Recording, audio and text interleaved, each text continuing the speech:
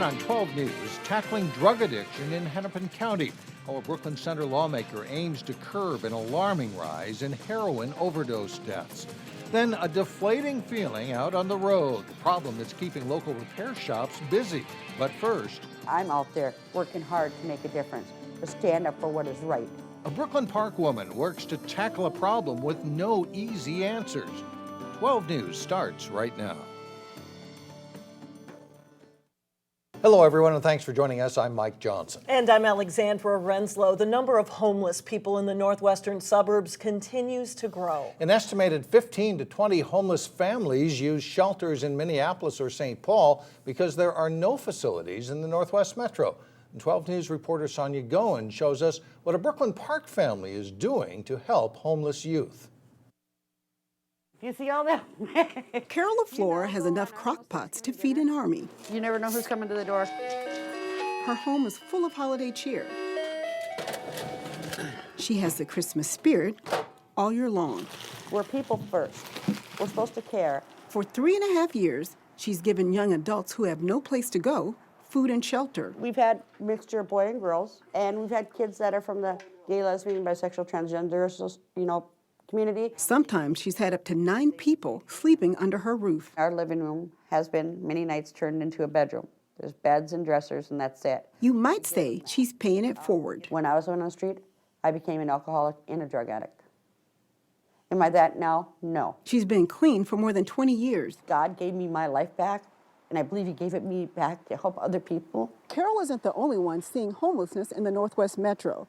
The folks here at the Salvation Army say the number of people coming to them for housing assistance has more than doubled. On our busiest months, we're getting between 400 and 450 phone calls for one staff person to manage. And that's just for the Northwest Metro alone.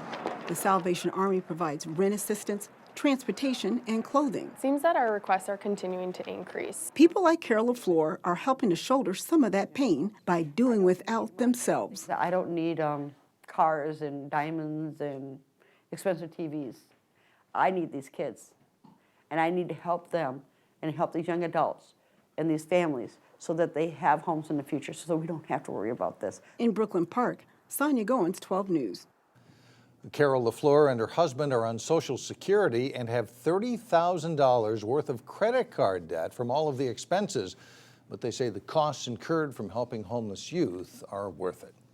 Well, even spending just a few minutes outside in this bone-chilling cold can be a problem if you are not dressed properly. Hennepin County Medical Center has already treated at least 80 patients for complications from hypothermia or low body temperature. The symptoms range from shivering and cold to signs of confusion and disorientation. The most important thing you can do to protect yourself is dress in layers and always remember to cover your head, hands, and feet. And those we talked to out and about in Robbinsdale today had the right idea. Mostly probably dress in layers is the best thing. You get like a whole bunch of pants, socks, and shirts and gloves, hat and scarves. Best way to stay warm would be to stay in the house. Well, if you can stay indoors, especially on days and nights when the temperatures are low and the winds are high, that's the best advice of all, according to emergency physicians. If you don't want to get stuck out in the cold, here's one thing you can do right now to prevent that from happening. I'd be surprised if they weren't low. You're sitting at about 25 pounds. Check your tire pressure and make sure there's enough air in the tires. The cold weather can cause air inside the tire to contract. That lowers your tire pressure, and if you drive that way, you might end up needing to buy brand new tires. Business is up 60% at Market Tire in Crystal, largely because people don't think about tire pressure until the monitor light goes on, and by that time, it could already be too late. You're going to end up ruining that tire. As it's low and you're driving on it, the heat builds up inside and it kind of self-destructs inside because of the friction. And tires aren't cheap. They've gone up about 35% in the last 3 years. A new tire will likely cost you at least $150. If you want to avoid a flat tire in the cold, check your tires to make sure the pressure is between 35 to 40 pounds per square inch. Plymouth firefighters are reminding residents to keep fire hydrants clear of snow and ice. Residents are asked to shovel a 3-foot radius around hydrants. Plymouth firefighters will make random checks this winter, and listen to this, if they find hydrants are cleared of snow and ice, they plan to award residents with gift certificates to local restaurants. A Brooklyn Center lawmaker says she doesn't want any other parents to suffer the same loss she did. Senator Chris Eaton lost her daughter to a heroin overdose in 2007. Now she's working on a bill that would give law enforcement a tool that could save more lives. Renee Bonneau joins us with more. Renee? Mike and Alex, when someone overdoses, each second without treatment further jeopardizes his or her chances for survival. Law enforcement's about public safety and saving lives. And with this, I can do both. Sheriff Rich Stanek joined Senator Eaton in a news conference to talk about their push to allow law enforcement to carry and administer the drug naloxone, also known as Narcan. The drug is available in injection and inhalant form. If given in a timely manner, naloxone can temporarily reverse the effects of a heroin or opiate overdose. Right now, paramedics carry it on ambulances and in emergency rooms, but Senator Eaton says police and sheriff's deputies who usually respond first should also have it. Police who found my daughter immediately began life-saving techniques, and the Narcan didn't get there for another half hour. And so I encourage your support. Senator Eaton's bill also includes a 911 Good Samaritan clause that would give immunity to drug users who call 911 if someone they're with has an overdose. Senator Eaton says each dose of naloxone is available for about $1, but right now they haven't worked out how law enforcement would pay for it. Mike? Well, Renee, so how do other states handle this situation and this drug? Well, we were told that about 16 states have such a law that allow law enforcement to administer this drug. And from what Senator Eaton says, what she's heard is it's had some success. All right, Renee, thank you very much. Well, plans for a new apartment complex in downtown Osseo are changing. Last summer, city leaders and developers broke ground on the 5 central apartments. The $18 million project is located just north of Osseo City Hall. Phase 1, expected to be completed in May, calls for 71 apartments. Now, the developer is proposing another 69 apartments as part of Phase 2. That's about 24 more units than originally planned. The construction of the apartment complex is in reaction to a very strong rental market.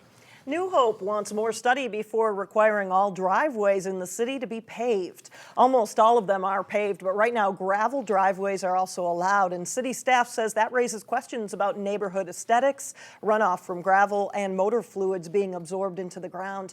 The change would also apply to outside storage areas. The city council wants to discuss the matter early next year. Coming up, a health check that requires a trip to the hospital. See what's keeping doctors especially busy this winter. And then later in sports, a hot start for Maple Grove's boys hockey team as they get set for a big game Thursday. But first, a wind chill advisory remains in your AccuWeather forecast. Look for only slight warm up later this week.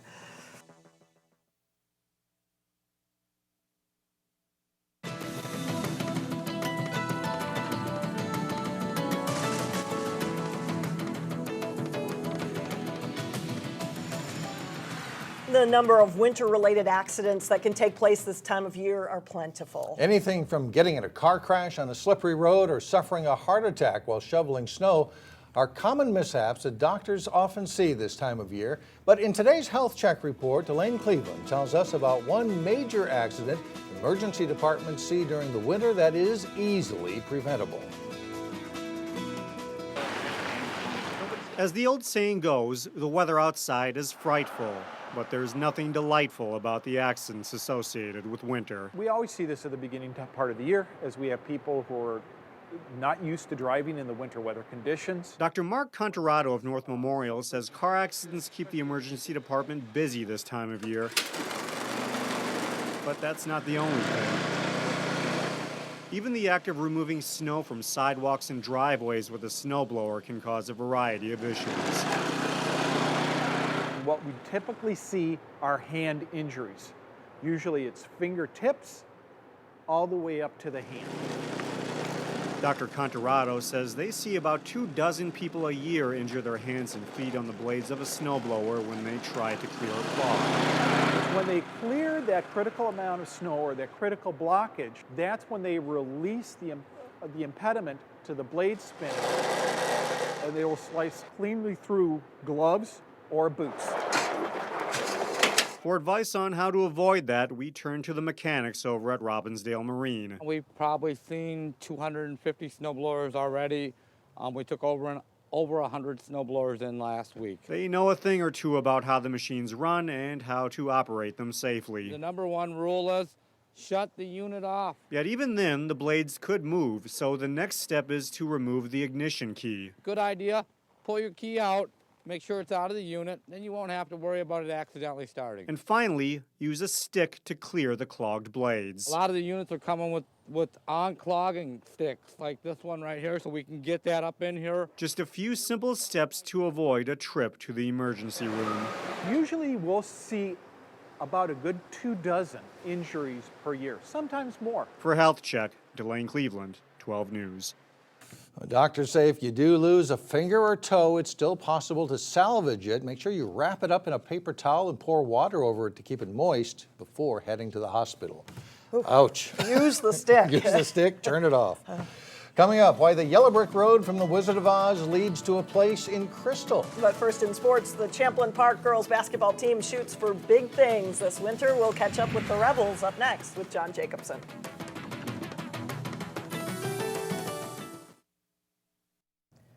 Well, so far so good this year for Maple Grove hockey. Pretty good year. Not a bad start, yeah, and they'll have a big game coming up later this week. We're going to talk about that in a moment. The Maple Grove boys hockey team is ranked 12th in Class AA entering the play this week. The Crimson has played well and faced a good test on Thursday. Maple Grove is 3-1 this season, and the one loss was to then top-rated Wayzata in overtime in the first game of the season. The Crimson won 2 conference games last week over Anoka and Armstrong, and they've seen some good things early this season. Oh yeah, I like what we're doing. We're certainly doing what Starkey wants us to do. We're getting physical in the corners, and we're just playing the body, and we're just trying to work as hard as we can. We've quickly discovered through 4 games that when our team works hard, we're very, very good. When we don't work hard, we can be very bad. And the guys have seen that, and we've had periods where we've looked like the best team in the state. We've had periods where we've looked like one of the worst. And so I think honestly our work ethic is our biggest thing. Maple Grove is tuning up for a key game in the Northwest Suburban Conference as they host 5th-ranked Elk River Thursday night. It's definitely one they are looking forward to. Always excited to play them. They've always been good for my age group, so it should be a tough match, and it's kind of exciting to have this hard start here because we think we're a team that's going to go to state, so this is who we're going to have to play. After the game with Elk River, the Crimson play Champlin Park Saturday at the Ice Forum in Champlin. Champlin Park's girls basketball team is off to a solid start with a new head coach this winter. Former Minnetonka football and basketball standout and ex-Gophers offensive lineman Jake Cuppy takes over as the Rebels coach this season. Cuppy's been a boys assistant at Hopkins and has coached AAU girls teams and is excited for the chance to coach the Rebels. It's been a journey. It's my first head coaching job, so we're really learning from each other. I'm implementing my stuff, and we're just kind of getting used to it.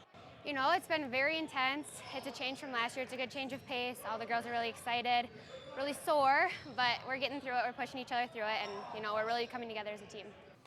Champlin Park enters Tuesday night's game against a very good Centennial team with a 2-1 mark against a tough schedule. Their loss was to 3-time defending state champion Hopkins. South Dakota State signee Lexi Alexander, a talented guard, leads the Rebels returners. Sophomore Hannah Krimble is a good post player for the Rebels, who expect to compete well in a talent-filled Northwest Suburban Conference. For right now, we're looking at going to state, pretty much, beating all of our section teams and just working hard throughout the season. We want to get further than we ever have before. We want to win state, and I feel like this is a year we can do something. We'll have highlights of the Champlin Park Centennial game starting Wednesday at 4 o'clock on 12 News. Park Center's girls basketball team comes into their Tuesday night contest with Osseo with a 2-1 record. Leading the way for the Pirates is senior Cayla McMorris, who was featured this week on Sports Jam on Channel 12. Here's a clip from that story. She is the focal point for all opposing teams. Cayla McMorris is Park Center's best girls basketball player, plain and simple. But the 5'11" senior and 4-year starter simply deflects talk of being the Pirates' star. There's other girls that could score, and when I know my opponent is focusing on me, I know I have those other girls, my teammates, to look to as well. If I'm being double teamed or if they're running a boxing one, I know I have to look for my teammates, especially if they collapse on me. I know I have my teammates to look for. She doesn't brag. She's not one to just throw herself out there. She likes to talk other people up and make others feel like they're a big part of the team. And it's not just her. It's not just the Cayla show all the time, even though we all know she's one of the best players in the state.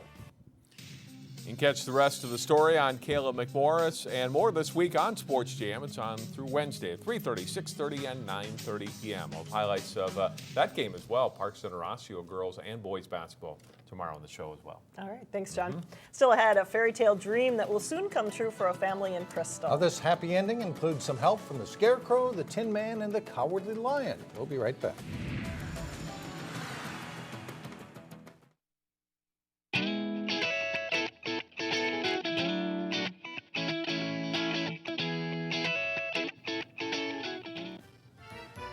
Bright holiday lights might help warm up some very cold temperatures. Today we go to 3700 Hillsborough in New Hope, where there's a scene from the North Pole. We will feature ambitious lighting displays in the Northwest Metro now through the end of the month. And if you have one or if you know of one in your neighborhood, just send us an email or pick up the phone and tell us where. That email is news@12.tv or call us at 533-8196 and we'll do our best to get it on the air. The cast of The Wizard of Oz traded their ruby slippers for paint rollers and power tools today. And they joined staff members from the Ordway Center for Performing Arts to help build a home in Crystal. As part of the 75th anniversary of the release of the Wizard of Oz movie, Warner Brothers teamed up with Habitat for Humanity on a campaign called There's No Place Like Home. The campaign combines fundraising with volunteering.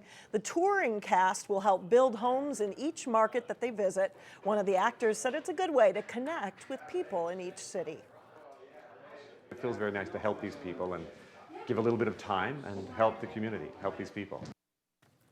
The Wizard of Oz is performing at the Ordway through December 29th. Who built your home? The Cowardly Lion or the Tin Man, right? I was thinking maybe does the front walk have to be a yellow brick road? Yeah, maybe. Signs of it, right? That does it for us. Thanks so much for joining us. Stay with us. Community Corner is coming up next. We'll see you back here tomorrow.